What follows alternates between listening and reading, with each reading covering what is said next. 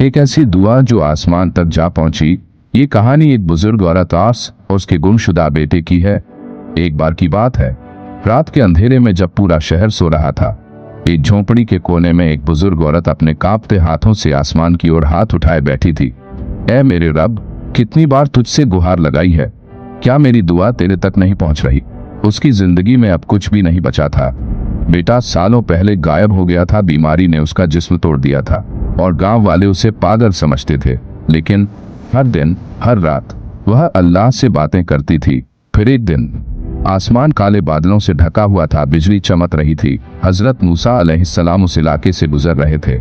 लोगों ने उन्हें देखा और धीरे धीरे फुसफुसाए, देखो अल्लाह के नबी जिनसे खुदा बात करते हैं। फातिमा बीबी दौड़ती हुई उनके पास आई।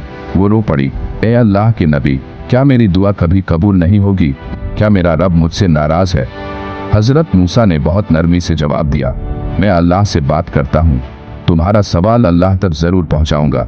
उस रात हजरत मूसा ने दुआ की, या अल्लाह, वो बूढ़ी औरत तुझसे उम्मीद लगाए बैठी है, तू उसकी बात क्यों नहीं सुनता? अल्लाह की तरफ से जवाब आया और यह जवाब रहस्य से भरा हुआ था, ए मूसा, मैंने उसकी हर दुआ सुनी है, लेकिन मैं उसे इंतजार में रख रहा हूँ, क्योंकि जब मैं उसे दूंगा तो ऐसा दूंगा कि वह हर दर्द भूल जाएगी। कुछ हफ्तों के बाद फातिमा बीबी हर रोज यही पूछती, क्या जवाब आया? हजरत मूसा सिर्फ मुस्कुराते और कहते, उसका वक्त आने वाला है। लोग हंसते थे, देखो ये पागल बुजुर्ग औरत फिर आसमान से बातें कर रही है। लेकिन एक रात गांव के बाहर अचानक शोर मच गया। एक घोड़ा सरपट दौड़ता हुआ आया। एक नौजवान थका हुआ चेहरा लिए जमीन पर गिर पड़ा। लोग दौड़ पड़े। वो नौजवान कोई और नहीं, फातिमा बीबी का बेटा था, जो सालों पहले गुम हो गया था। वह एक बड़े शहर में गया था, लेकिन एक हादसे में अपनी याददाश्त खो बैठा था। अब उसे सब कुछ याद आ चुका था। उसने अपनी माँ को सीने से लगाया, अम्मी, मैं आ गया हूँ, आप जो रोज दुआ करती थीं, अल्लाह ने उसे सुन लिया। अगली सुबह फातिमा बीबी मस्जिद के बाहर बैठी थीं।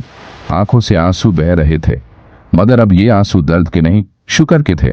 किसी ने पूछा, अम्मी, अब भी लगता है कि अल्लाह देर करता है? वो मुस्कुराई और बोली, नहीं बेटा, अल्लाह देर नहीं करता, वो बस सबसे सही वक्त का इंतजार करता है। सीख, दुआ कभी बेकार नहीं जाती। जो अल्लाह पर यकीन रखता है उसकी कहानी हमेशा खूबसूरत होती है। हर इंतजार एक इम्तिहान होता है और हर इम्तिहान के बाद एक इनाम।